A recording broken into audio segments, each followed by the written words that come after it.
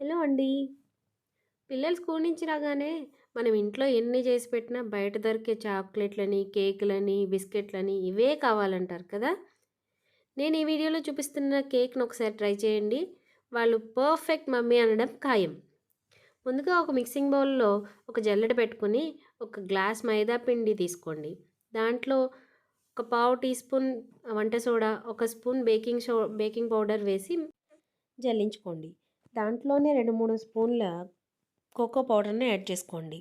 ఇదంతా మిక్స్ చేసుకున్న తర్వాత ఒక మిక్సీ జార్ తీసుకొని, మనం మైదా పిండి దేనితోనైతే తీసుకున్నామో దానికంటే కొంచెం తక్కువగా తోటి పంచదారనైతే తీసుకొని మిక్సీ జార్‌లో వేసుకోండి. దాంట్లోనే ఒక చిటికెడు ఉప్పు, 2 కోడిగుడ్లు, మనం పిండి తీసుకున్న దాంట్లో ఒక సగానికి పైగా ఆయిల్ వేసుకోవాలి. ఆయిల్ తర్వాత 2 స్పూన్ల నెయ్యిని వేసుకోవాలండి. ఇది ఆప్షనల్. టేస్ట్‌కి బావుంటుంది నెయ్యి వేస్తే. దీంట్లోనే 2, 3 గరిటెల పాలు పోసుకోవాలండి. కొంచెం కొంచెం వేసుకొని చిన్నగా వేసుకోవాలి. లేకపోతే మిశ్రమం అంతా లూజ్ అయిపోతుంది. తర్వాతైనా కలుపుకోవచ్చు మనం పాలు. దీన్నంతటిని ఒక 2, 3 పల్సులిస్తే ఇలా క్రీమీ టెక్స్చర్ వచ్చేస్తుంది. సో, ఈ మిశ్రమాన్ని తీసుకెళ్ళి మనం ముందుగా పిండి కలిపి పెట్టుకున్నాం కదా! దాంట్లో వేసి కట్ అండ్ ఫోల్డ్ మెథడ్‌లో బాగా మిక్స్ చేసుకోవాలి. పిండి బాగా జోరుగా అవ్వకూడదు. అంటే లూజ్‌గా అవ్వకూడదండి. మన దోస పిండి మాదిరిగా ఇలా రిబ్బన్ కన్సిస్టెన్సీలో ఉండాలి. నేను ఈ వీడియోలో చూపిస్తున్నట్లుగా రిబ్బన్ కన్సిస్టెన్సీలో ఉండాలి. ఇలా అయితే సరిపోతుంది. మీకు కొంచెం గట్టిగా అయిందనిపిస్తే కొంచెం కొంచెం పాలు యాడ్ చేసుకొని లూజ్ చేసుకోవచ్చు. ఇప్పుడు ముందుగా ఒక కేక్ టిన్‌కి నెయ్యి రాసి పెట్టుకొని దాన్ని మైదా పిండితో డస్టింగ్ చేసుకోవాలండి. మీ దగ్గర బటర్ పేపర్ గాని ఉంటే ఆయిల్ అన్నా నెయ్యి అయినా వేసుకొని దానిపైన బటర్ పేపర్ కట్ చేసి పెట్టుకోవాలి. నా దగ్గర లేదు కదా! నేను మైదా పిండితో ఇలా డస్టింగ్ చేస్తున్నాను. ఇలా డస్టింగ్ చేసిన తర్వాత ఎక్స్ట్రా పౌడర్‌ని కింద పడేసేయాలి. నేను బై మిస్టేక్ అందులోనే వేసేసాను మళ్ళీ. ఇప్పుడు దీంట్లో బ్యాటర్‌ని వేసుకొని 2, 3 సార్లు ట్యాప్ చేసుకోవాలండి. ఎయిర్ బబుల్స్ ఏమన్నా ఉంటే పోతాయి.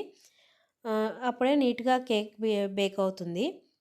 ఇప్పుడు ముందుగా ప్రీహీట్ చేసిన ఒక బౌల్ ఇది పట్టేంత బౌల్‌లో మనం ఇసుక గానీ, లేకపోతే సాల్ట్ గానీ ఉంటే వేసుకోవచ్చు. లేదా ఒక గిన్నెను బోర్లించి దాన్ని ప్రీహీట్ చేసుకోవాలి ఒక 10 మినిట్స్.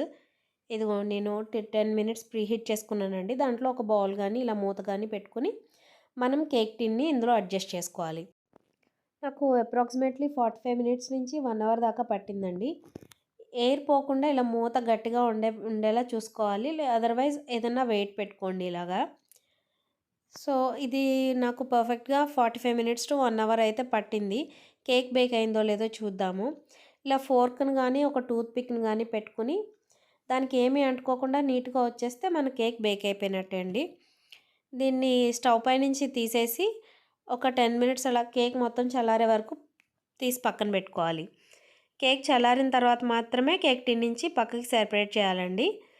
ఎడ్జెస్ మొత్తం స్క్రాప్ చేసి ఒక ప్లేట్‌ని తిరగేసి బౌల్ ఉల్టా చేస్తే మనకి కేక్ నీట్‌గా సెపరేట్ అయిపోతుంది. చూసారు కదా! కేక్ చాలా పర్ఫెక్ట్‌గా కుక్ అయిపోయింది. నేను చాలా తక్కువ లేయర్ వేశాను పిండిని. కానీ కేక్ మాత్రం చాలా బానే లేయర్ బల్జ్ అయ్యి వచ్చింది. చూపిస్తాను చూడండి కేక్‌లో వీడియోలో. సో, ఇలా బ్యాక్ సైడ్ ఇలా ఉంటుందనమాట. అసలు కొంచెం కూడా మాడకుండా చాలా నీట్‌గా వచ్చింది కేక్. చూడండి కట్ చేయడానికి కూడా చాలా ఈజీగా వచ్చేస్తుంది. ఎక్కువ శ్రమ అయితే తీసుకోదు. అదిగో ఇంత బల్జ్ అయింది. బాగుంది చక్కగా. ఈ కేక్ కనుక మీరు షాప్‌లో పెట్టిన బాక్సుల్లో గాని పెట్టిస్తే మీరు బయట కొన్నదే అనుకుని పిల్లలు చక్కగా ఎంజాయ్ చేస్తూ తినేస్తారు. ఇప్పుడు పిల్లలకి ఇంట్లో చేసిన దానికన్నా బయట చేసిందైతేనే కదండీ చాలా ఇంట్రెస్టింగ్‌గా తింటారు. సో, ఇదిగో కేక్ అయితే ఇలా వచ్చేసింది. ఈ కేక్ వీడియో మీకు నచ్చిందా అండి? ఈ వీడియో కనుక నచ్చితే లైక్ చేయండి. మీ ఫ్రెండ్స్‌కి, ఫ్యామిలీకి షేర్ చేయండి. నా ఛానల్‌ని సబ్స్క్రైబ్ చేసుకోండి. థ్యాంక్ యూ ఫర్ వాచింగ్ అండి.